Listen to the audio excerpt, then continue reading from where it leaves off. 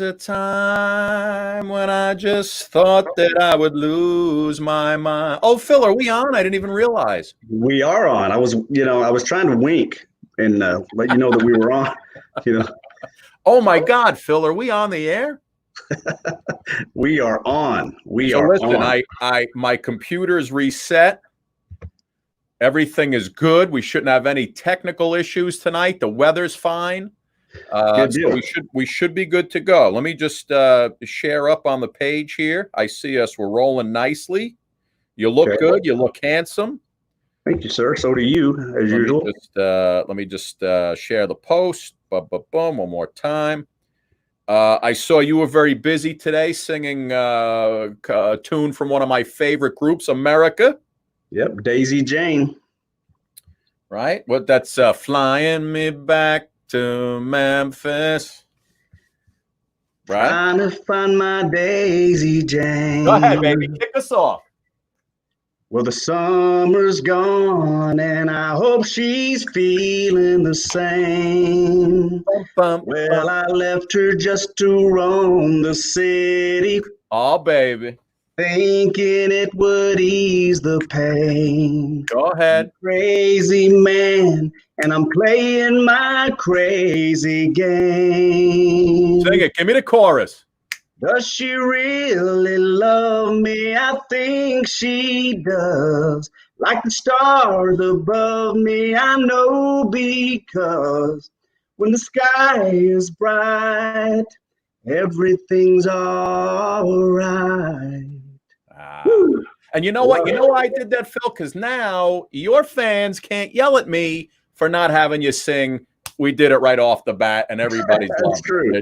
They're checking in from all over the place. I'll tell you, man, we have Australia in the house, England's in the house. Forget about the 50 states. Everybody's in the house. Let me see. What do we got here? We got Barbara, Angela, Irene, Kathy, Jackie, Jennifer. You know, the minute we light up, Phil, they are on, my friend. How was your day? It's Thursday, the end of the week for us. Again, Suki not here. Folks, Suki left you. She's not on anymore. Folks, you see her name still up at the top of the screen there. Suki very busy with filming her show on TLC. You know, she's going to pop on when she can, but for right now, it's a very busy filming schedule. And Phil and I are basically retired, so we're free as a bird. Here we are. And again, Suki, you know, obviously this creates an opportunity for me to be here and co-host. But, you know, so glad for Suki that she is able to work, you know, during this time when a lot of people are not working. She's working hard. She's hard at it. So good for her. Phil, we have an amazing show. I mean, you talk about a show. You know what I'm talking? This is like you think Fallon and Kimmel and Stephen Colbert. We've got the show here. I mean, we got tonight, you know, and this is something we've never done before. Now, we've had on illusionists, mentalists, magicians, singers, comedians, you name it, we've had them on. We have never had a yoga guru, a meditation guru, someone who could just lift the stress out of our bodies. Chara's here tonight. She's coming on in about 10 minutes, and everybody watching is going to benefit from the knowledge that she throws out to us tonight. And she's going to show us really how to de-stress ourselves. And quite frankly, I know every one of our audience is stressed right now. Right. Yeah, well, look at the times we're living in. That's why, you know, we don't even turn the TV on. We don't watch the news, local or national news. You know, I might log on and check out some sports, but you know, there's not even any sports going on right now. Well, actually, tonight is the start of the baseball season. True. Baseball season starts tonight. And Phil, you know, we don't really watch the news that much anymore. But I was reading the news today, and I got to share with you a couple quick things. You ready for this? Yeah. Eating chocolate weekly cuts the risk of heart disease, according to this study. All right. Okay. So now my question is, let me go back to it so I can read it. A study of over 330,000 people found that consuming chocolate more than once a week reduced the risk of developing coronary heart disease by 8% when compared to those who eat it less frequently. Now, I don't see anything in here about dark chocolate, regular chocolate, milk chocolate, because the nutrients in the chocolate, including flavonoids, you know what that is, methylaxathines, polyphenols, and stearic acid, they sound awful, may reduce inflammation and increase good cholesterol. So, well, yeah, if this study is true, then I could live to be about 1,000. well, what I want to know is, forget weekly, how about hourly? I mean, I'm eating chocolate on the hour. I got M&M peanut M&Ms. I've got chocolate in the freezer, chocolate in the refrigerator, Hershey's with nuts, Hershey's with almonds, Hershey's without. Well, you know, if some is good, then more is better, right? So yeah, that's what I see. I see your rationale is good as far as I'm concerned. Yeah, are you with me on that? Oh, I am. Another very important news item today, Phil. You're going to like this because you're not too far. How far are you from Houston? You're there in Oklahoma City. How far are you from Houston? Oh gosh, it's probably 8 hours south of here. All right. Well, listen, if you drive 8 hours south of where you are, Houston is now home to Texas's first drive-through strip club, my friend. Okay. Yeah. Let's see. It's all buns and no burger at this drive-through. A Texas jiggle joint has found a creative way to attract customers while letting their ladies strut their stuff during the COVID-19 outbreak. It's a drive-through strip club, and I believe you're allowed two dances maximum, and then you got to drive the heck out of there. Okay. Well, my question is, okay, all right, they want to dance around with no clothes on. Whatever, that's their deal. But that's what happens at a strip club, Phil. Are they good? Yeah. Are they going to be wearing masks and gloves? That's the big question. I mean, I don't know. And you know, I'd also want to know: are they going to wash my windshield before I make my way out of there? So, yeah, I don't. These are the articles I'm reading every day. Maybe you should start turning the TV back on. Oh my goodness. So anyway, so we were talking about amazing. So Chara is going to be joining us in just a few minutes. And later on around 8 o'clock, 8:05, Larry Namer, who you mentioned at the top of the show. Listen, you talk about a broadcasting executive, a broadcasting guru. This is the guy who was the co-founder of the E! Entertainment Channel. Now, he's since sold it, made billions, but he's got so many other things going on. You talk about a guy who hit it big and living out his dream. He's got all kinds of production companies in Russia and China. And we're going to talk to him later on. And I'm looking forward to that as well. It's going to be fun. Yep. And in the middle of all of it, you know, your summer concert series continues, my friend. Yes, sir. The folks are here for you. Yeah. Whenever I set up the promo on my page, I told everyone to put some requests in the comments. Yeah. And I got a lot of them. And thanks, everybody. Just want to say a shout out to my fans. Thank you so much for responding to the promo that we put out. And we got a ton of requests. And, you know, I'll have to apologize in advance because I bet literally there's probably 300 requests just, you know, and so I'm going to sing some of them. If I don't get to yours, I apologize. But yeah, I'm going to sing songs that were directly from the requests that I got on the comments. Listen, 450,000 subscribers can't be wrong to your page, right? So, no. All right, listen, are you ready to de-stress yourself, my friend? Yes, I am. If anybody's not under any stress, that would be you. I know that, but I know a lot of our audience is gonna benefit from our first guest. I want to bring her in here. She is lovely. Chara is in the house. Hello, young lady. Hello. Thank you for having me. Thank you, everybody, for being here. I've heard your viewers are the best in the world. That is correct. That is correct. When they're watching the show, Chara, they are the best in the world. How are you, young lady? What's been going on? Everything good? Are you staying stress-free during this whole pandemic BS? Well, thanks to the practices, if I do get stressed or if I get off track, I can get back pretty quickly. Right. And that's why I wanted to share a couple powerful things with the audience today. Mm-hmm. And I did appreciate the introduction, but I want to say the only true guru here is my friend Stillwater. This is nice. my panda who keeps me calm and reminds me to lighten up, to not take it all so seriously. So you have me and Stillwater. Well, listen, as I said before you came on, we've been doing this show for 3-4 months, and I mean, the audience has grown exponentially around the country. People from Australia, England. I think we had some folks from the Philippines last night. But we've had, like I said, comedians and mentalists, illusionists, singers, you name it. We've had them, but we've never had somebody who does what you do, and that's soul path yoga. The whole meditation thing. And I thought it would be kind of neat to have you on tonight because, listen, a lot of the folks who are watching us right now, let's face it, everybody's a little stressed out because, we don't know which way we're going here. And still 4 or 5 months in, we have no idea what the heck's going on. I don't think anybody else does either. So I wanted you to come on and lighten us up a little bit, de-stress.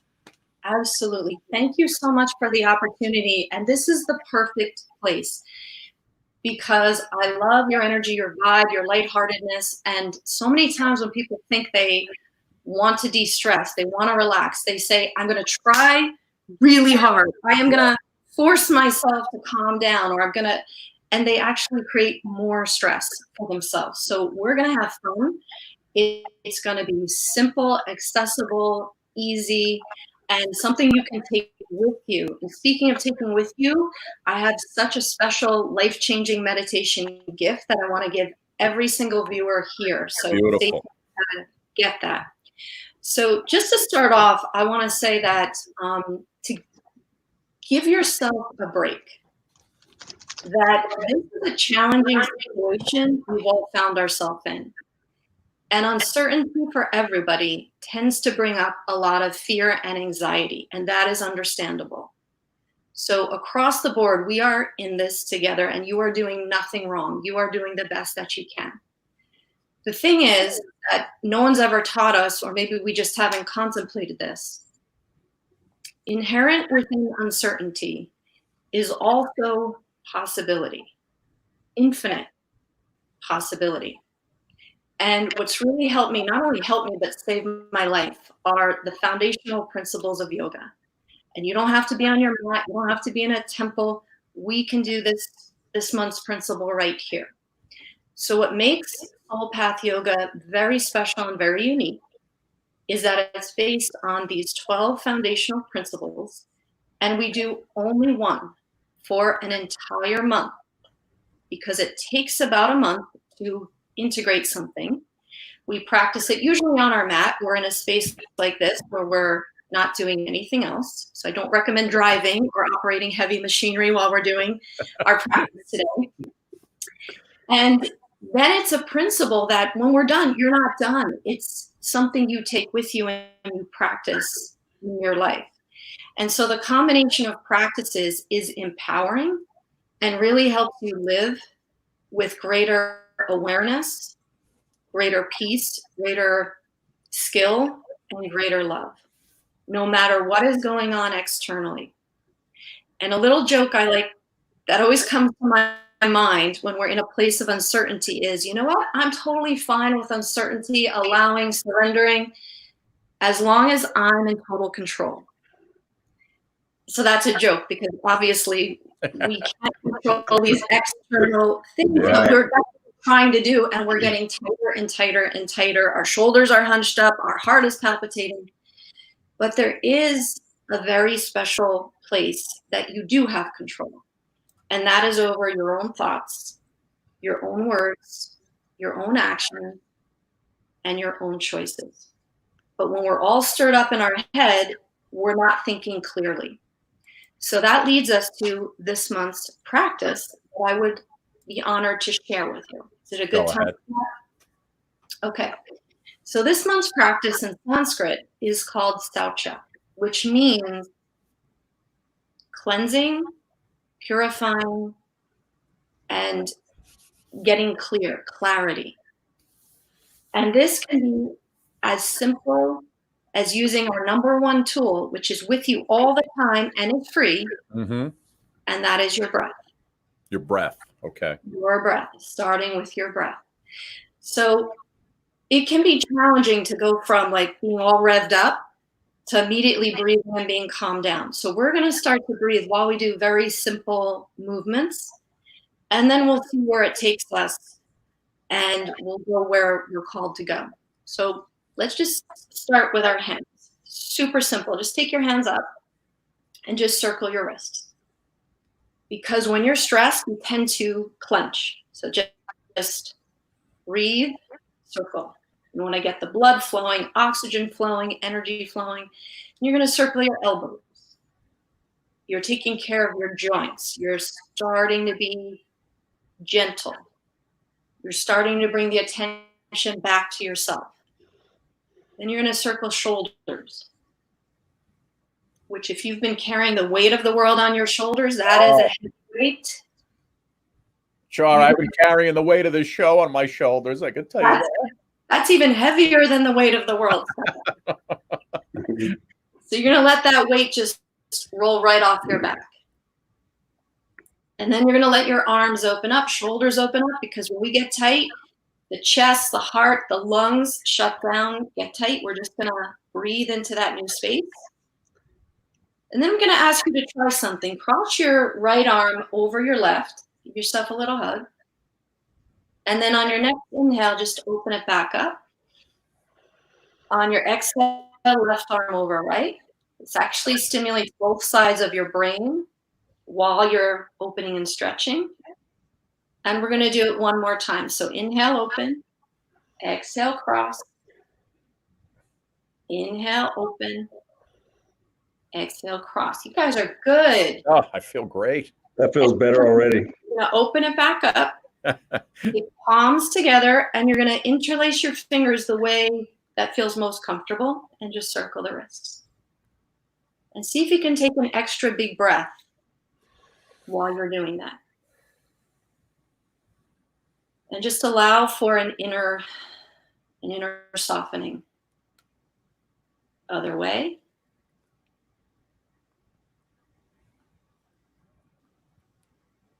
And then you're going to come back to center and just reverse. It's going to feel weird this way because normally we always cross one way, cross the other way, which again stimulates both hemispheres of the brain when you switch. Just circle. Hope all our viewers are doing this at the same time. Nice and easy. And other way.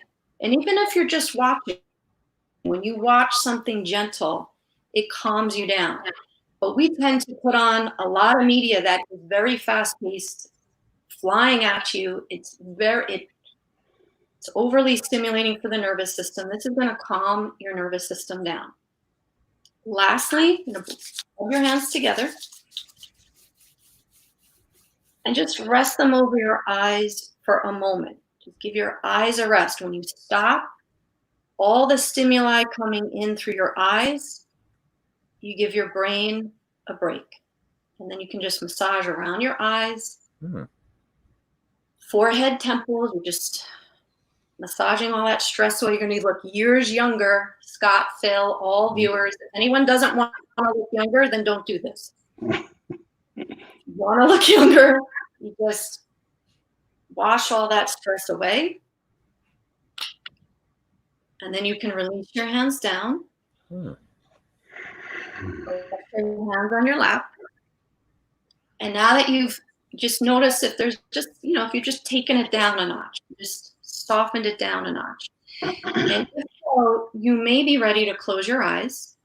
If you don't feel ready to close your eyes, just soften them down. You can just gently let them down. And you're going to take your attention out of all the thoughts and right into your breath. And you're going to invite a deeper breath and a full exhale out. Deep inhale, fill the whole inner body up, and exhale, you empty it out. And that's all you're going to do for a moment. As you do that, I want to share a few benefits that are happening while you're doing that. And the first is greater health. On every level, more oxygen is going to positively affect every system of your body. Oof, that does feel good. Then you'll start to calm down. Now keep breathing. Every system is being enhanced and cleansed. Remember Saucha, every breath is a cleansing breath. Every cell is being benefited and supported. And that leads us to the second benefit, which is more peace. Because by just breathing, which is available to you all the time, and it's free, and you don't need any teacher to breathe deeply, it starts to begin the relaxation response. It starts to almost immediately stimulate brain chemicals like dopamine, serotonin, that support your well-being. So you're going from the stress response to the relaxation response to the well-being response just by slowing down, giving yourself a permission to pause, and inviting your breath. And the third major magical benefit of breathing is it's a connecting point to not just your physical body, but your mental self, your energetic self, your emotional self, and your spiritual self. So you're putting yourself into a state of wholeness rather than feeling all in separation. You're also connecting to the present moment, your heart, and to light. In yoga, we call the energy of life the prana. It's the energetic support, not only oxygen, but the prana, which is going to support you on every level. And once you're in that state of connection, wholeness, that's when the clarity comes, the support comes, the ideas come, the calm, the peace, the well-being. And it truly can be as simple and as fun as that. Now, as you breathe, I would like to share something really special with you. It's a poem from my book, Breathe, which is a book of sacred poems and self-images. And this is one of my favorites. And I really hope that you'll just allow the words to bathe over you and to touch your heart. So this poem is called One Ray of Light.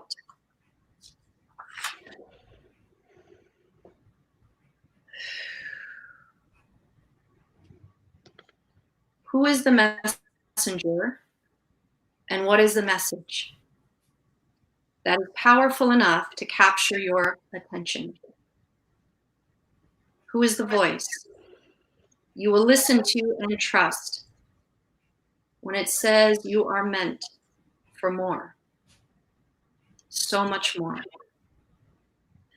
Where is the mirror that you will allow to reflect your own beauty, value, and unlimited potential back to you?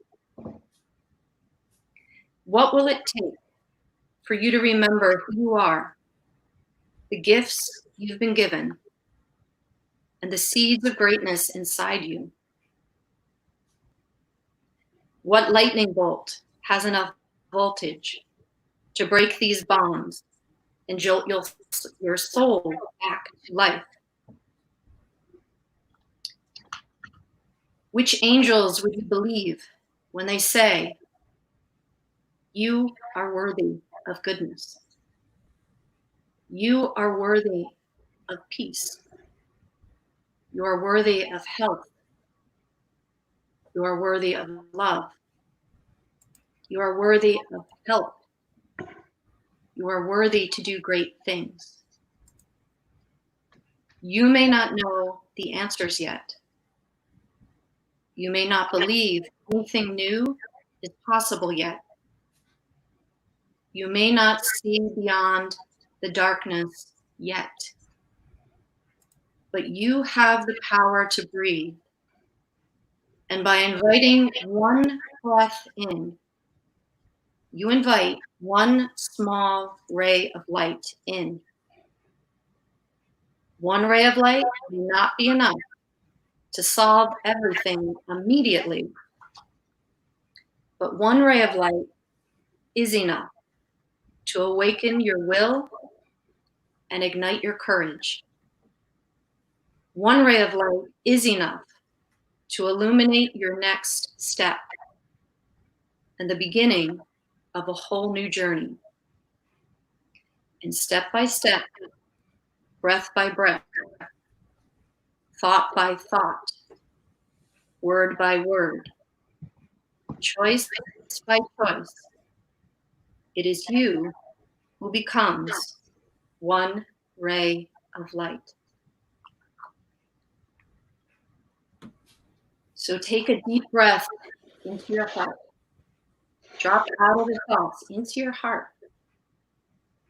And know that what you need from yourself, what your family needs from you, what the world needs from you, is not for you to drop into despair, but for you to step into your kindness, your goodness, your gifts, your power, your awareness, and to be present so you can offer that. And just take a moment to listen. If there's a message in your heart, is there something your heart wants you to know? Even if it's one word or a feeling.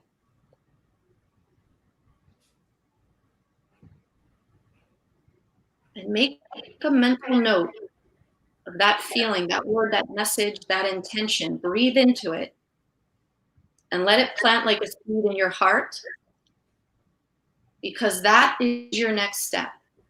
That is your direction. That is your place of possibility. And in this place of possibility, whatever you say yes to, that's what it's going to be. And Wow. You deserve to give yourself that permission and that power, because you are not powerless. You are very powerful. And whatever I can do to support you in that, it is yours.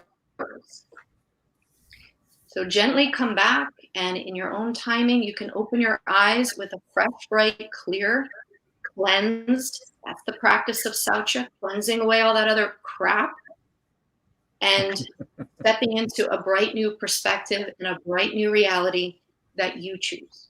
Wow. Chara, that was great.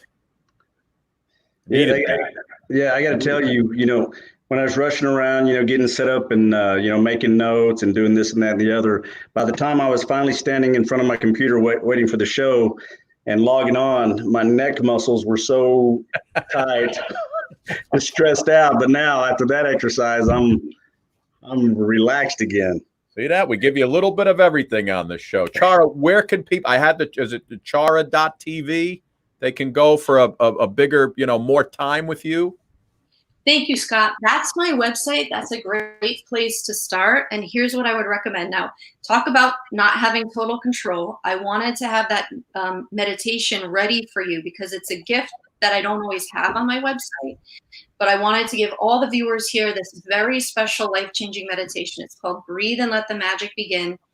I'm not sure if it's live yet, but here's what you can do just in case it's not. Go scroll down and email me and just say, I was on the show. I'd love that meditation, and I will send it to you. I'll email it personally to you with a personal message from me. The other thing that you might want to check out on my website is my book. This sacred poetry book is so close to my heart. It's a tool. It's not just poems. It's a tool for reflection, relaxation, an opportunity to breathe and become inspired. I would love you to have a copy. This is why I made it. It would be my honor for you to have a copy. You can get that right on the website or directly from Amazon. That's great. And my social media is on there. On my social media and on my YouTube channel, there's all these meditations, short, longer practices, all free, just gifts. See what feels like a yes, enjoy. And if you need more or you feel like you just want to talk one-on-one, email me. We'll set up a call. We can do a private session. A call, no charge. Just call me. We will have you feeling calm, inspired, ready to shine your light, ready to live your magic so fast. That's my intention. That's my goal. That's my calling. And so it would be an honor to connect with you in whatever way feels like a yes for you. Chara, thank you so much. That was amazing. A lot of folks are looking to get in touch with you, and I thank you so much for coming on. This was great, so different, nothing we've ever done on the show before, and I'm going to start doing that. I know Phil is too. I'm going to start doing those, those exercises. Well, lastly, there's 12 principles, so I'm going to have to come on once a month to share. one principle a month. That's right. Thank you so much. Thank you. Thank you, Chara. That was a great weekend. All right. Bye-bye. Wow, Phil, how relaxed do you feel right now? I'm ready to I'm in my man cave and my couch is right there. I almost laid down. That's how much she realized she got rid of my tree. Man, I gotta get my energy back for Larry Namer's coming up in just a little bit. And I can't be half asleep for Larry. This guy's he's huge in the broadcast. Larry's, he's in my wheelhouse. I can't wait to talk to him. It's going to be amazing. Everybody on lighten up from all over the country. A lot of the women around the country were really into that whole thing that Chara was just doing for us. So again, listen, we get a little bit of everything on this show. We've never done that before. And that was, listen, if I was laying down on my couch, I would have been out cold. Again, we're supposed to have our eyes closed, but I just kind of looking around, and my couch was over there. I thought, I wonder if they're going to miss me if I just kind of, do one of these numbers and go lay down. All right, so listen, coming up in about 5 minutes, Larry Namer. Folks, I told you, this is the guy who co-founded, and he basically co-invented the E Network. So we're going to talk to Larry. He's got so many things going on. Such a big guy in the broadcasting production business, digital world. But Phil, listen, a lot of folks, they're here to hear you sing, my friend. And before we bring in Larry, let's knock out another tune, man. Okay. Like I said, I'm going strictly by request off the comments from the promo, and by far the biggest request was Tennessee whiskey. So I'm going to go ahead and go ahead, bud. Knock it out. Used to spend my nights out in a bar room. Liquor was the only love I've ever known. But you rescued me from reaching for the bottom, and you brought me back from being too far gone. You're as smooth, as Tennessee whiskey. You're as sweet as strawberry wine. You're as warm as a glass of brandy, baby. And honey, I stay stoned on your love all the time. I've looked for love in all the same old places.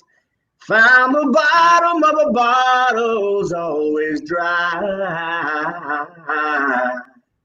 But when you poured out your heart, I didn't waste it, baby. 'Cause there's nothing like your love to get me high. You're as smooth, as Tennessee whiskey. You're as sweet as strawberry wine. You're as warm as a glass of brandy, baby. And honey, I stay stoned on your love all the time. I love it, man. It's good stuff. Phil, you got that, you got the country thing happening, bud. You really do. I like country. I love all kinds of music. So yeah. Listen, I don't want to brag, but people love when you and I do duets. So we might have to hit one later on the show. Not that I'm a singer. I'm not trying to brag or anything. I'm not really a singer, but we got folks checking in from Canada, England, Australia, and sea to shining sea. And that is a perfect time to bring in the main man, Larry Namer. Larry. Hey. There he is. Larry, how are you, pal? Oh, all good, hanging in, hunkered down in LA, not really moving around, and finished trimming the trees and organizing the closets. And wait, listen, Larry, as a production guy, first and foremost, right? You're not supposed to have lights right above your head, right? That's true. How's that? There you go. See, now we can see your handsome face. There you go. How are you, pal?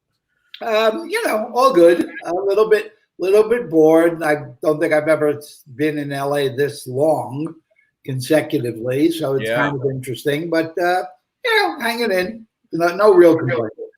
So let me ask you a question. How does a guy who graduates from Brooklyn College with a degree in economics basically co-found the E-Entertainment Network? That's a good question. I was the first one in the family to go to college, so I graduated Brooklyn. My parents were, immigrants, and they wanted me to get a civil service job so I can get a pension and, health care and all that stuff. And so when I went to apply for jobs, like as a teacher and things like that, the city of New York had a budget crisis, and they put a freeze on hiring, and I needed a job.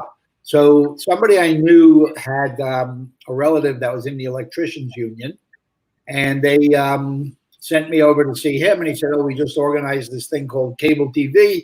Not sure what it is, but go see this guy, the shop steward, and I'm sure he'll give you something." So I did that, and they gave me a job actually as the I wasn't even the splicer; I was the assistant underground splicer. Underground splicer. So every morning I would, show up for work, and we'd go down under the streets of Manhattan. You lift the manhole, and you go into the sewers, and you put the cables together. So, and my job was to hand the real splicer the tools. So I did that, and I thought it was going to be like just a few months until I figured out what you do with an economics degree. But then, fortunate for me, Time Incorporated, which was then a publishing company only, they bought the company, and you had all these guys from Harvard and Yale and the Ivy League schools trying to figure out what it is these guys do that go down under the streets of New York.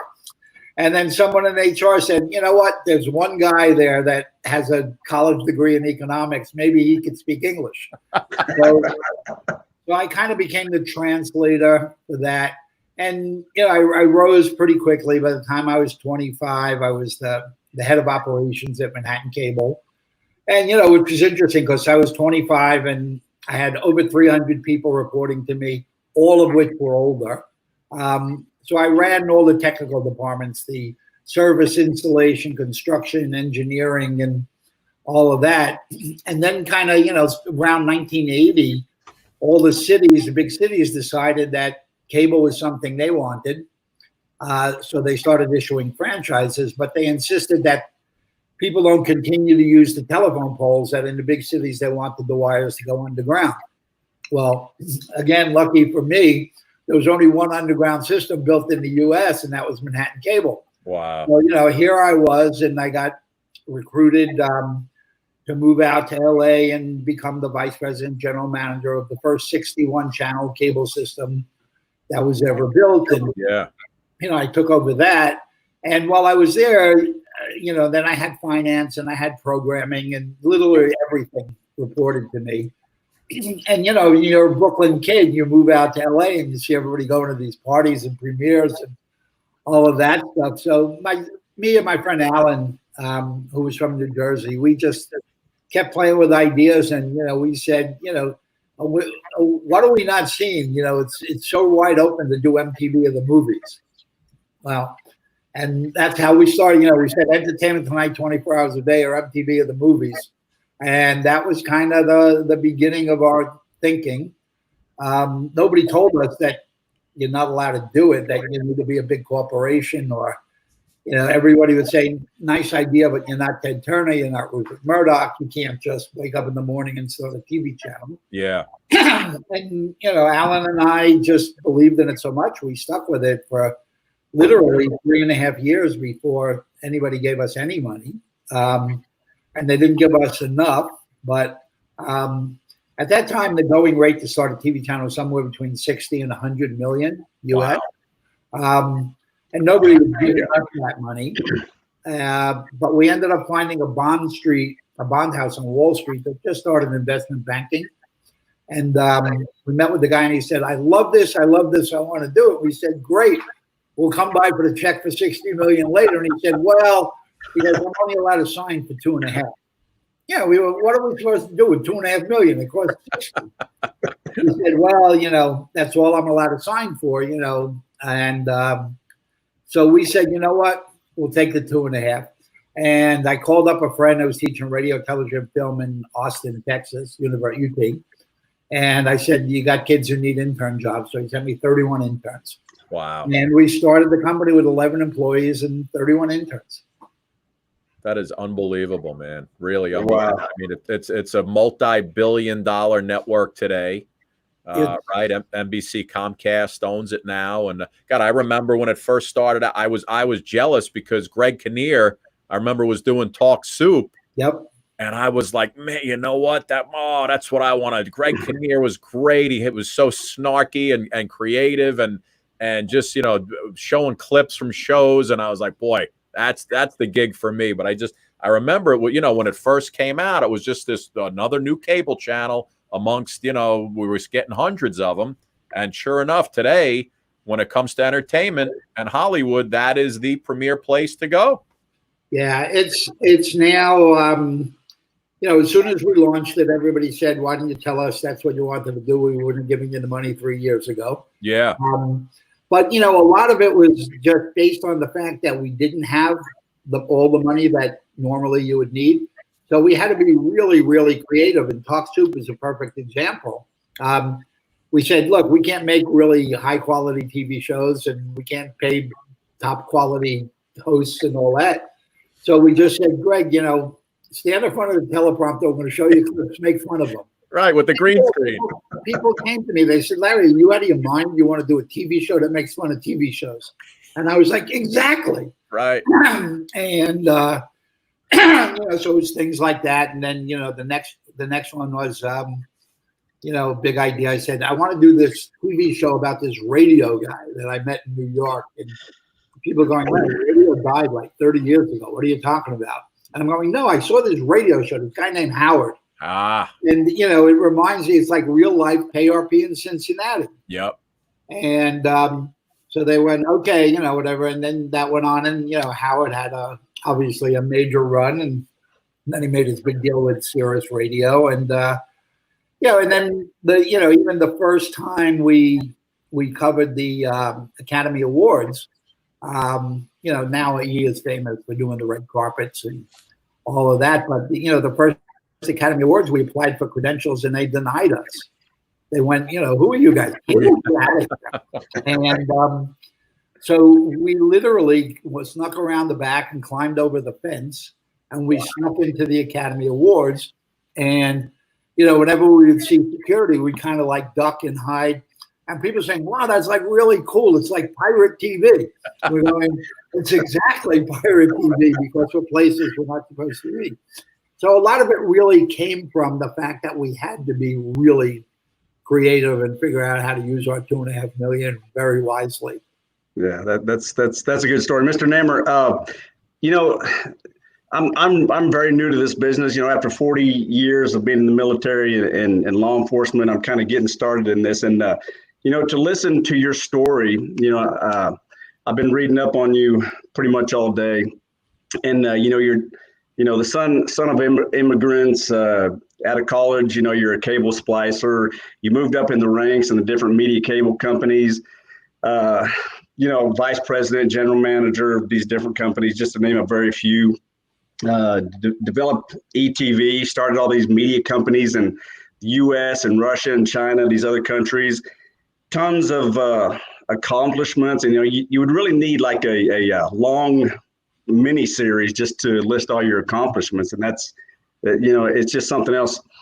To me, that is the epitome of the American dream of setting a goal, working hard, reaching those goals, and now, I mean, you're still working hard even after all that, and I say that to ask for somebody who was new to this business. If you were going to give somebody a piece of advice, or if you wanted someone to give you some advice when you were first starting out, what could you say to somebody? Well, I mean, I think it was kind of the environment that I grew up in, which kind of gave me this kind of background in diversity and stuff. I mean, I grew up in Brooklyn, the bad part of Brooklyn, and so I wasn't afraid of people of different races and colors and backgrounds and stuff like that. It was just kind of what I grew up with. So, but the thing that I found over the years, and looking back, even with myself, is that the mistake most entrepreneurs make is they go by this, follow your dream no matter, whatever. People end up, I mean, I have 10 different dreams every night. I wake up in the morning and I go, what the heck was I thinking? What's some ideas? And people tend to not really self-evaluate the things. They think, okay, I thought about it, now I'm going to go for it. And they spend years chasing something that's never going to happen, as opposed to being really honest with yourself and being able to say, hey, sounded like a good idea, wasn't so good, what's next? And Right. Not to waste all your time on trying to prove you were so smart and you never make mistakes. Everybody makes mistakes. 9 out of 10 of my ideas are really dumb. But it sometimes takes me a week to realize it, but I won't spend a year on something that I don't believe really happened if I really look at it honestly. Larry, it's funny. I saw you talking. I think it was at the Grammys, maybe at the beginning of the year before everything hit the fan. You were talking about how the music world has changed and the digital world has changed everything. Production is cheaper, and people are making movies and productions with their iPhones now, and they're cutting them on their iPhones. The music industry and the film industry too, especially with this pandemic, right? People are they're releasing brand new premiere movies now on demand in your home instead of the theaters, obviously, because nobody's going. Do you see that as really the wave of the future now, where movie companies and theaters are going to take a big hit because a lot of these production companies are going to release these first run movies, for $20 on demand on your TV? I saw it as the wave of the future 20 years ago. That's why you're where you are. Yeah, and you talk to movie makers, and you'd say, "Why don't you go to Netflix or do this?" They go, "Oh no, I'm a filmmaker. My movie has to be in the theater." So people are strange. They don't like to let go of what was, and sometimes you just got to let go and realize it's what's coming, whether you like it or not. I think the music business learned their lesson. They fought digital for 10 years. And they spend time and money, and then finally they realize that it's not going away, and they learn how to make money with it. And there's no reason why movies can't be released simultaneously. I think you'll see a change in movie making. The big blockbusters will continue to go to the theater. I mean, I still want to watch Star Wars in the movie theater. Me too. But all those low and middle budget stuff, there's no reason that they shouldn't come out on Netflix or Amazon simultaneous to when they get released to the theaters. I mean, the theater owners won't be happy. They'll have to find out what to do with all those extra screens, but that's life. Things change. Yeah, that's true, because especially during this pandemic, but even before then, my wife and I are kind of homebodies, and I have my man cave out here with my TV hanging up on the wall, and I'm a Netflix guy. I mean, I'll sit out here and exercise on my equipment and watch Netflix series, and binge and I think a lot of people are doing that. Yeah, I think people who resisted it, initially, I think were forced into it, and then all of a sudden said, "Hey, wow, this is really cool." And then the filmmakers who all of a sudden nobody wants any movies made for the theaters, during this anyway. Realize that if they want to continue to earn a living and pay their rent and eat, they have to make things for the Netflix and the Amazons of the world. And then they realize that in many, many ways, you had a lot more creative freedom than you had in the film business. I mean, people say to me, they go, "Oh, Larry, we feel so bad. You're a TV guy, and TV's dead." And I'm going like, "What are you talking about? It's never been better." When you watch the stuff that's on Netflix and Amazon and Disney and stuff, it's amazing. Yeah. Mm-hmm. I watch Ozark on Netflix. The best. I don't know if you've seen that one. Best. It's Larry. The Godfather. It's the level of the Godfather. Yes. Yes. The writing is just incredible, and just one after another, they continue to come up. I watched Hamilton last week on Disney, and I've never seen anybody do a Broadway play better than they did it. They managed to pull it off, and it worked. So I think you'll continue to see a lot of people go that way. And movie theaters ain't going away. Date night, kids want to go and love it. Movies, and it'll still be there. But I don't think you're going to see the 16-screen multiplexes filling up the way they used to. No. It's funny because Netflix Ozark was on for 3 seasons. Yeah. And I've been trying to convince my wife to watch. You got to watch Ozark. You're going to love it. Resisted for the longest time. A couple of months ago when the pandemic hit, she started watching Ozark from episode 1. I don't think I saw her for 2 weeks. She didn't come out of the room. It was just, we can't wait for season 4. I mean, just the thing is, there's so much good TV now. There's so many shows that are just as good. Yeah. I mean, with Ozark in particular, I really, really liked season 1. Yes. And I couldn't wait for season 2. And then season 2, I said, I can't believe they managed to get season 2 better than season 1. Right. And then season 3 is just mind-boggling. I mean, it's like this other level of television. And I watch that stuff. I say, boy, I have to learn how to do this. Of course, it's really, really amazing. And then, I watched a 4-part series the other night on, again, Netflix. It was called Unorthodox, which was, a crazy show since it was all subtitled. Yeah. And the entire 4 episodes are in Yiddish, which is a language that hasn't been spoken for 50 years. And it was amazing. You couldn't stop watching it. It was just captivating. It's unbelievable. Larry, listen, I've done so many things in the broadcasting business. I'm a news anchor, sports guy. I've done commercials. I still with WWE. Whatever I'm called upon to do, I do. The one thing that I've always dreamt about, because I grew up, Bob Barker was my idol. I always wanted to be a game show host. So, before I age out of being a game show host, can you put one together and just throw me in, please? Well, host a game show before I'm out of the broadcasting business. Yeah, when I had kind of sold and gone off to Europe and now China, I swore off the American TV business.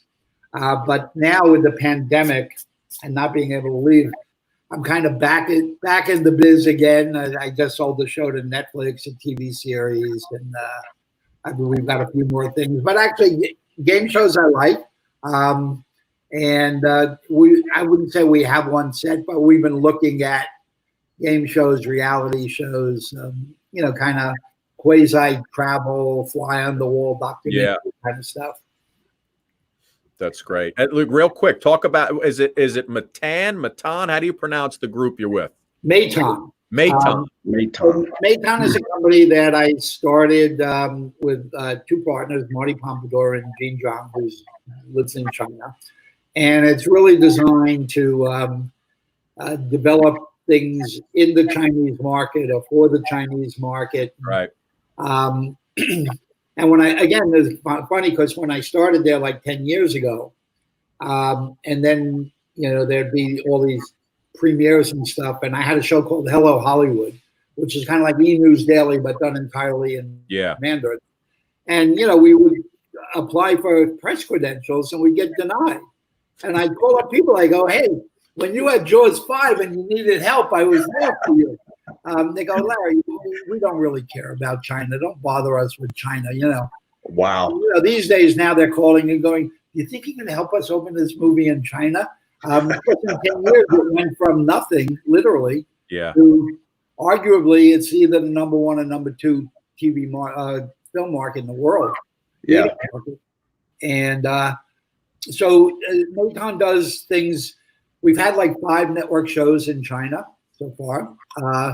Reality shows, drama series. We even had a sitcom, which was unusual because I wrote it. And people say that writing comedy is hard, which it really is. But try writing it in a language you don't speak for a that makes it really challenging. But we had a great run. We had a sitcom run, 70 episodes, and was actually nominated for the Asia TV Awards in the best sitcom category. And it was the only one from China nominated that year, which I thought was kind of ironic that the funniest TV show in China is written by a New York Jew. Yeah. You think of the other ones that have come out of New York, like Larry David and stuff like that, and you kind of realize that we do have a way of being funny. And great, yeah, he's great. So we do all kinds of stuff there. And now we started doing stuff in China, but for Western markets. One of the things that always amazed me, I would come back from China, which is just an amazing economic miracle. And my friends who are supposedly reasonably sophisticated would go, "Oh, where do you want to eat? You must be starving." I'm like, "Why would I be starving?" They go, "Well, you're in China for 5 weeks." I go, "Do you think I had no food?" You had Chinese food morning, noon, and night. You're probably tired of it. What do you want to eat? And I just don't have the heart to tell them that next to New York, Shanghai is now the best food city in the world. I mean, every great chef that's saying, "Okay, I'll open another restaurant," wants to go where the money is. Well, the money is in Shanghai. So you have Italian food, and I get better Italian food in Shanghai than I get in LA. Oh, wow. And so, we created a series. When I grew up, my mother, we lived near the beach, and I would always be digging a deep hole. My mother would say, "You better stop digging. You're going to dig your way to China." And I just decided that I wanted to do something to kind of dispel the myths of everybody thinks they're living in this great oppressed society and stuff. And there's problems there. There's no question. But Chinese people are really happy to be Chinese, and they're really happy to be, enjoying the prosperity that they've gone through the last 30 years. It's probably the greatest era of prosperity in the history of humanity. And we're doing a series called Explore China, which actually one of my hosts from Talk Soup is Hal Sparks. I don't know if you remember Hal. Yeah, Hal. He speaks Mandarin. Yes, Hal speaks Mandarin, so we brought Hal there as a host, and it's my sense of humor. I mean, which is basically the entertainment business is funny stuff. Don't try and make believe it's rocket science, brain surgery and stuff. So Hal shares my sensibility, and we went there. We just looked at pop culture, showing how kids are living, young people are living in entrepreneurship and concern for the environment, and so all those things that we don't really realize that we share as people. Wow, Larry, listen, you are the American success story, my friend. I love it. Yes. No, thank you. Yes, I wish you can continued success. All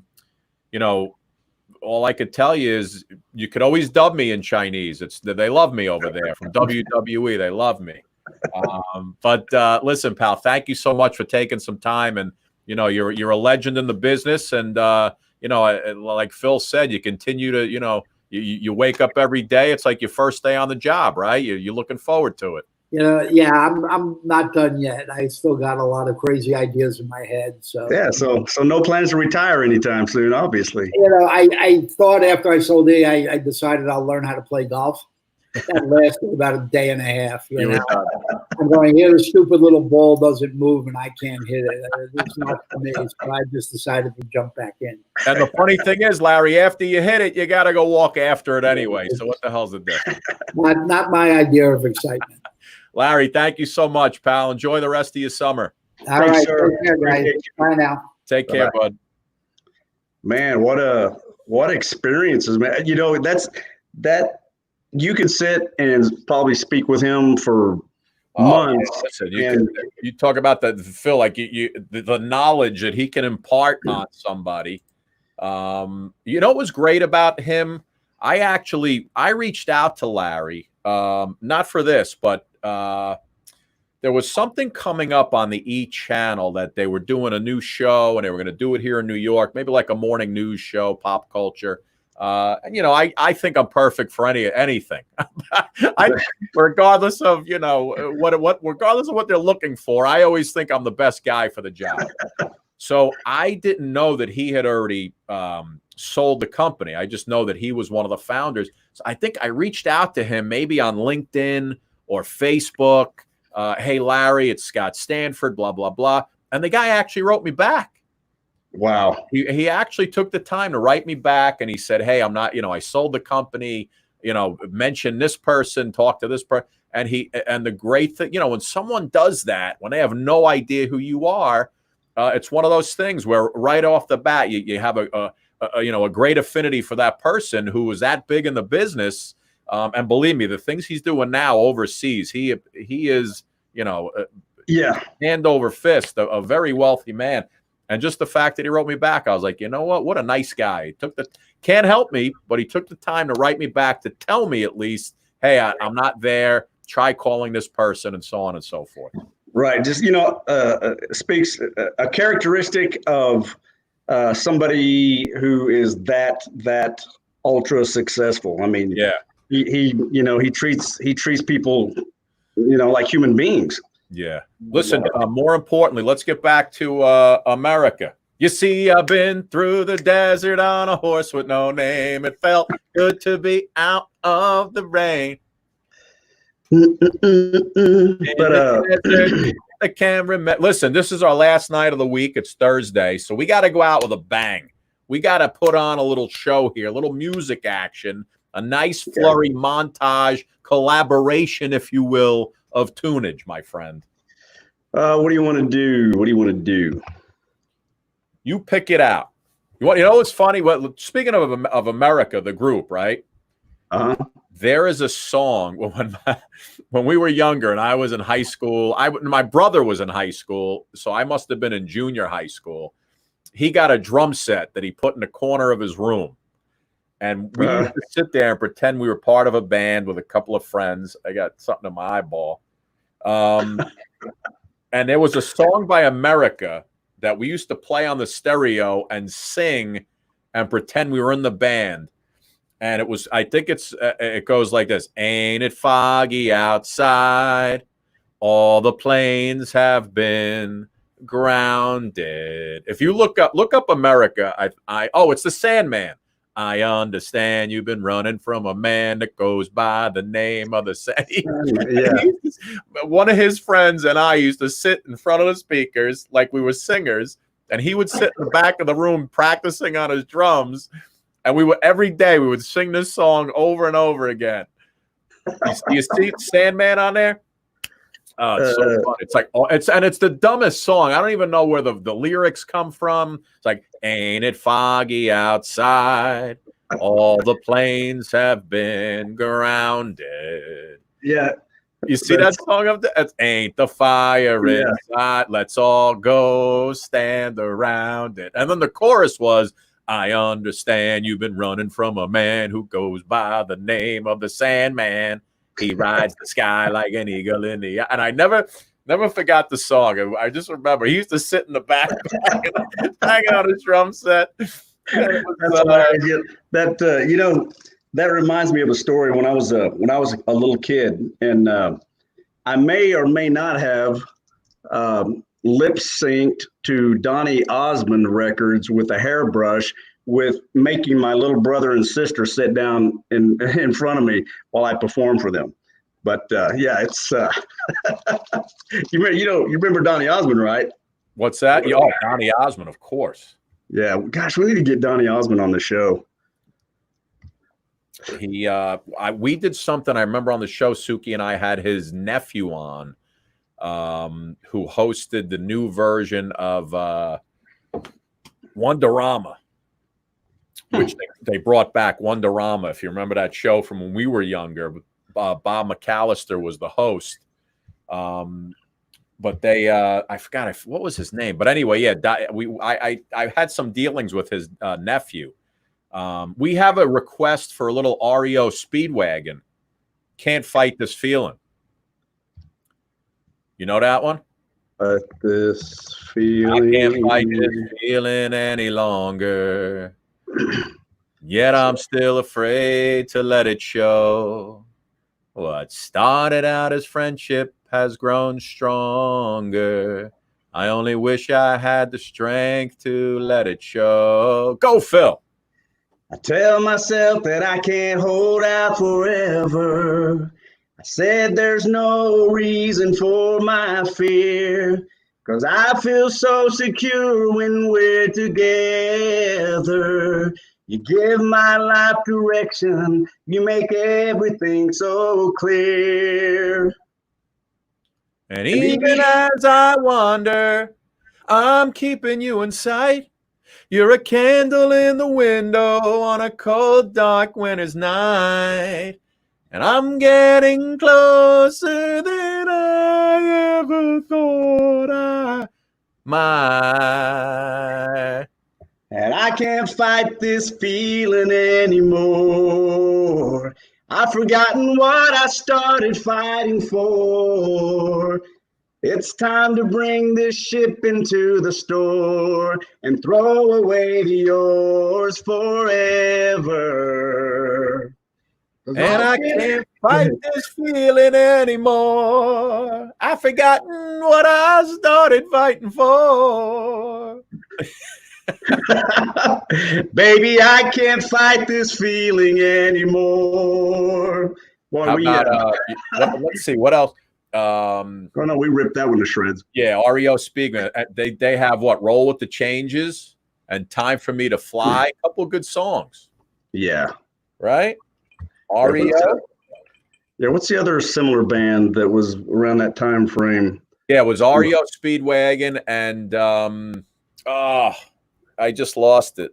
It was another bunch of guys. Not REO Speedwagon, but they had sang a bunch of love songs. Oh, yeah. man. Phil, you're killing me. Now I gotta find help us out, fans. Who was it? It wasn't REO Speedwagon. It was Hamana. Donna Fraschetto says the Yankees winning by a score of 4-1 over the Nationals so far tonight. Oh man. Air Supply. Air Supply, yes. Yes, Air Supply, Yes. baby. I knew I'd figure that one out. Let's see. For our last show of the week, we got to go out with a bang. What are some good Air Supply songs? Let's see. Can't Air Supply. Oh, here you go. All Out of Love. Here I am, the one that you love, asking for another day.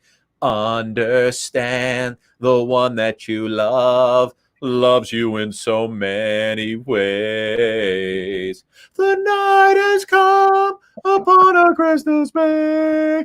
I don't know what to say. Yeah. Oh, man. That's so funny. See, what's another one? Even the nights are better. Da, da, da, da, da, da. Yeah. Making Even love. the nights are better since I found you. Oh, even the days are brighter. Someone you love's beside ya. Even the nights are better since I found you. I wonder if those guys are still touring. I think that usually in the summer. Usually you get REO Speedwagon and Air Supply. They always tour in the summertime at the, usually outdoor amphitheaters, and you get all the people our age showing up with, we got our beers in hand and lawn seats, and it's good, man. I love that stuff. Yeah. Wait, what was? All Out of Love, right? Yeah. All Out of Love, right? Let's see. That was the. I'm lying alone with my head on the phone, thinking of you till it hurts. There's no easy way It gets harder each day. Right? Remember that one? Yeah. Go ahead, Phil. Take it. Go ahead. You sing. You're the singer of this group. What are you doing? I think it's the. Why are you making me sing it all? You sing. I don't know that song. Hey, here's one. Actually, I got like 4 or 5 requests for this one right here. It's the old Louis Armstrong song. You'll recognize it. Go ahead. I see trees of green, red roses too. I see them bloom for me and you. And I think to myself, what a wonderful world. I see skies of blue and clouds of white, the bright blessed day, the dark sacred night. And I think to myself, what a wonderful world. The colors of the rainbow, so pretty in the sky, are also on the faces of people going by. I see friends shaking hands, saying, how do you do? They're really saying, I love you. What a wonderful world. It's funny. Paula said it. Paula said when I sing, I sound like the Munchkins from The Wizard of Oz. Here, Paula, you ready? As the mayor of Munchkin City, we welcome you. As coroner, I must confer I thoroughly examined her. She's not only clearly dead, she's really most sincerely dead. Wow, somebody watched that show a lot. Oh my! Oh, The Wizard of Oz, absolutely. Yeah, I used to watch it every time. Nothing was better than when she walked out of that house and it turned from black and white to color. That was the coolest thing ever. No doubt, man. What else you want to do, man? Let's do like 2 more. Oh man, It's so funny. Let's see. Yeah, this wasn't one of our normal shows, I would say. Right? We had Chara on. That was a little. I hope some people benefited from that, and I'm sure some of the folks will get in touch with her. I got to tell you, if we weren't on the show and we were doing that like in person or just like I had her on Zoom in my house, I would have fell asleep. I could have fallen asleep. If you really just get into what she's saying and listen to her and breathe, and even that poem while you're breathing in and out, I think that really is it. Listen, people say yoga is the ultimate stress reliever, right? Yeah, and I'm seriously thinking about ordering that book and let my wife read it to me while I lay on the couch. Oh, she gonna send it to you. Sweet. Yeah. She wants to know where she could send you a copy. So we're gonna. Oh yeah, nice. Give me your address, and I'll give it out to all the women who want to come stand outside your house. Hey, John Denver, Country Road. Take me home, baby. To the place you belong. Go ahead. Almost heaven, West Virginia, Blue Ridge Mountains, Shenandoah River. Life is old there, older than the trees, younger than the mountains, growing like a breeze. Country roads take me home to the place I belong. West Virginia, mountain mama, take me home. Country roads, all my memories gather round her. Miner's lady, stranger to blue water, dark and dusty, painted on the sky, misty taste of moonshine, teardrop in my eye. Country roads take me home to the place I belong. West Virginia, mountain mama, take me home. Country road. Well, I got me a farm, I got me a fiddle, and the sun's coming up. I got cakes on the griddle. Life ain't nothing but a funny, funny riddle. Phil, Thank somebody God. wants to see. Somebody wants to see the back of your T-shirt. Is there anything written on the back of that shirt? Yes. Let me. Let's see. Yeah. Let me post something. Okay. So. Light it up, baby. What's it say? Turn all the way around. Person who wrote a blank check payable to the United States for an amount of up to and including one's life. Wow. Nice.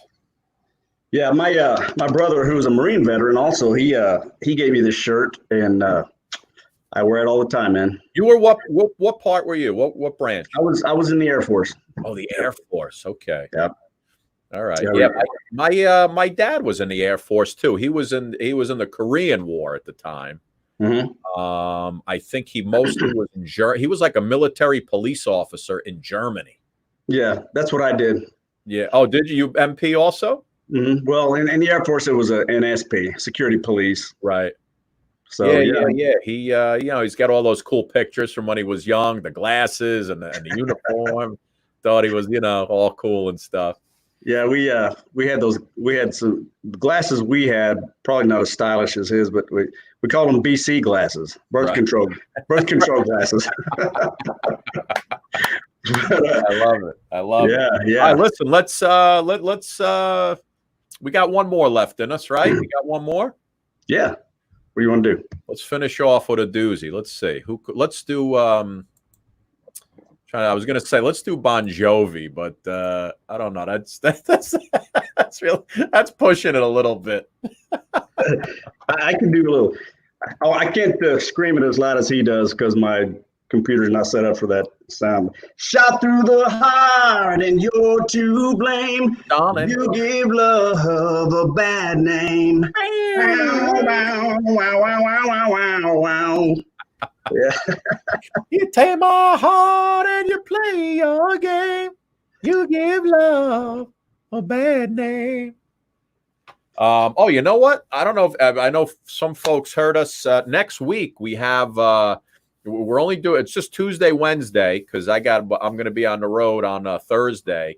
But Wednesday we have BJ Thomas is on Wednesday. So that's going to be great. It's the 50th anniversary of Raindrops Keep Falling on My Head. Has it been 50 years already? Yeah, 50 years. I remember when that song came out. Yeah. And like I said, that was in the movie Butch Cassidy and the Sundance Kid with Robert Redford and Paul Newman. And we have a great comedian coming up on Wednesday. We have a great comic magician. I don't know if you ever remember the show Saved by the Bell, if you ever watched it, but I watched it as a kid, the original version. There was a character by the name of Arvid who was on the show. He grew up to be, he's still an actor, the guy. He's coming on next week. So we got a pretty good show lined up. I think Taylor Dane may be on Tuesday. If not, she'll be on probably the week before. Suki, folks are asking about Suki. Suki's still here. You ever remember when like Regis and Kathy Lee, one of them would go on vacation for a month and they'd have guest celebrity co-host. So Suki's doing her thing right now. She's been filming stuff for TLC. It coincides with the time we're on, so she can't join us, but she's, I speak to her every day. Everything's good. You won't read about any, bad discussions or fights between Suki and me. We love Suki. We love Suki. Stanford was seen canoodling with Sukanya Krishnan in a bar in New York City. So she'll be back. So it's summer, man. Everybody. Listen, if you watch, Jimmy Kimmel's got celebrity hosts filling in for him every night. He took the whole summer off. Hey, man, you got to take off sometimes. Yeah. So she will be. She'll be back. Sue could be back. She may listen. I tell her every morning. I said when you text me and tell me you're on the show, you'll be on. It'll be you, me, and Phil. And if I don't hear from you, you won't be on. So she has carte blanche to the programs. Her name is right up there at the top. But anyway, Phil, yeah, let's. What do we got? What can we finish off with? So, gosh, let's do. Hey, how about let's do Elvis's Suspicious Minds. By the way, the time it just took for you to finish to figure out Suspicious Minds? Uh, Larry Namer just made another $2 million. hey, that guy. I believe it. I believe it. Right? Yeah, that guy, man. What do you do? A little Suspicious Minds? Sure. Well, let's pull it up. We'll do a duet. Go ahead. Oh, I don't Suspicious Mind. What is that? We're caught in a trap? Yeah. All right, hold on. Let me get it up. Hey, now that's what she said. Suspicious Minds. By the way, I was in Dick's Sporting Goods today. Oh, really? How was that? I don't know if you guys have those by you, but we have a place called Dick's Sporting Goods. Yeah, we have one here in the city. And I texted my guys who I play pickleball with. I said, you know what? I'm going to be a nice guy. I'm going to buy some new pickleballs. And they look like wiffle balls. They come in packs, you know. And I texted the guys. I said, hey, guys, I'm in Dick's buying new balls. If I tell you the text messages that followed that, you would have thought it was 4 10-year-olds texting back and forth. Well, just the fact that you said Dick's and pickleballs is just not even pickleball. I'm in Dick's buying new balls. My 7th grade brain is going crazy right now. It was a 7th grade text exchange. Wow. All right, go ahead. You started off. We're caught in a trap. I can't walk out because I love you too much, baby. Why can't you see what you're doing to me when you don't believe a word I say? Go ahead. We can't go on together with suspicious minds, and we can't build our dreams on suspicious minds. Oof, so terrible. So if an old friend I know stops by to say hello, would I still see suspicion in your eyes? We can't go on together with suspicious minds. Hold on, you got to do it like, we can't go on. All I could do with that song is, I'm caught in a trap. I can't walk out because I love you too much, baby. Why can't you see what you're doing to me when you don't believe a word I say? Oh, don't you know I'm caught in a trap? I can't walk out because I love you too much, baby.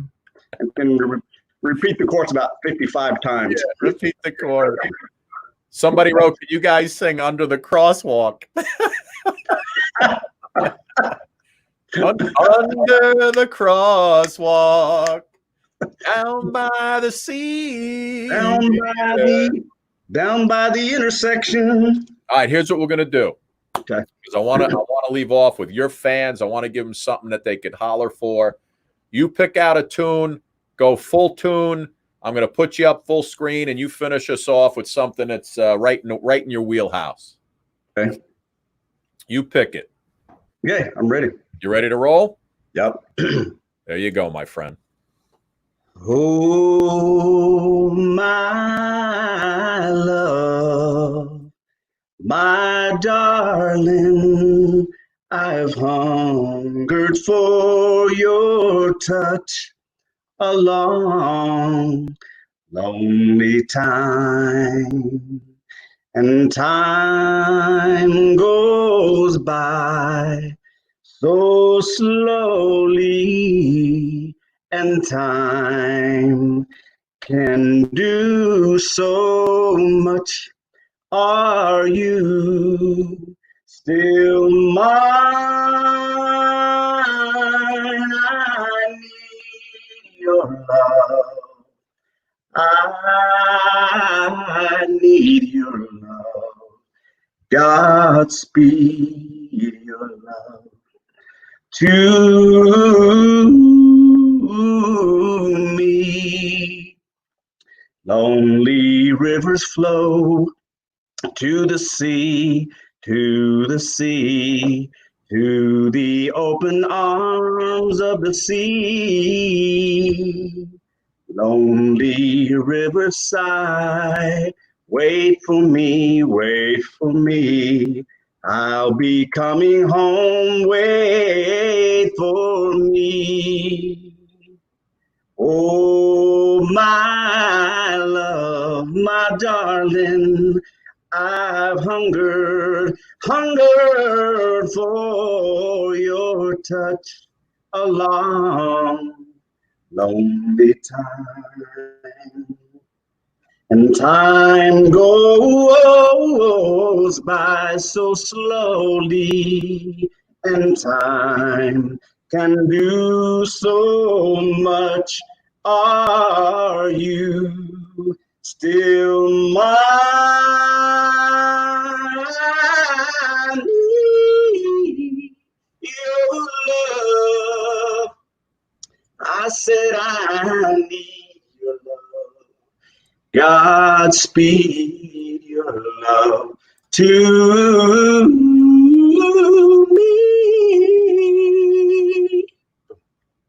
Nice. Nice. Good way to end the week. Now, can you tell me, and I can't remember the name offhand, but can you tell me that song was used in a movie with Richard Dreyfuss, John Goodman, where they were firefighters with the planes, and they would put out like raging fires in forests. And Richard Dreyfuss, I guess, dies at the beginning, but he comes back as a ghost. And they play that song is in the movie, and I can't remember what it's called. That Do you remember the what I'm talking about, or no? that was like in the 80s, early 80s. Yeah, hold on. Let me see real quick. Richard Dreyfuss movies. IMDb. Remember that movie with Smoke Jumpers, was it? Were it Smoke Jumpers? It was something to that effect, but it was one word. I'll tell you in a second. Hold on. Stakeout, Down and Out in Beverly Hills, Othello, The Big Fix, Close Encounter. Oh, remember Close Encounters? How great was that? Oh yeah. One of the best. Once Are you around. talking about Always? Always. There it is. That's it. Yeah. Always. You got it. Yeah, that song was big in there. Yeah, I remember that vaguely. It came out in 1989. Yeah. But, yeah. Yeah, that was a good movie with and Holly Hunter was in it. All right, I got one more for you, Phil. You ready? We just did it before. We're gonna finish off with air supply. I'm gonna do it seriously. You ready? Tell me how this sounds. I'm lying alone with my head on the phone, thinking of you till it hurts. I know you hurt too, but what else can we do? Tormented and torn apart. I wish I could carry your smile in my heart for times when my life seems so low. It would make me believe what tomorrow could bring, when today doesn't really know. Go, Phil. I'm all out of love. I'm so lost without you. I knew you were right, believing for so long. I'm all out of love. What am I without you? I can't be too late. Say that I was so wrong. Ooh, what are you thinking of? Papa, what are you thinking of? Listen, by the way, I'm kind of reading some of the comments on the side. Folks, I'm not a singer. I don't pretend to be a singer. I'm just goofing around with you. I'm trying to make Phil laugh. If you think I think that I'm a singer, and believe me, I don't care what anybody. You could goof on me all day. I don't care. Some people are sticking up for me, Phil. They're like, leave Scott alone. Leave Scott alone. He could sing. My mother told me I could sing, so here I am singing. She always said that I was a good singer, Phil. So now I'm singing. Yeah. moms never lie to their kids. Listen, finish us off with a little good night, sweetheart, and then we're shutting it down. Good night, sweetheart. Well, it's time to go. Good night, sweetheart. Well, it's time to go. I hate to leave you, but I really must say, well, good night, sweetheart. Good night.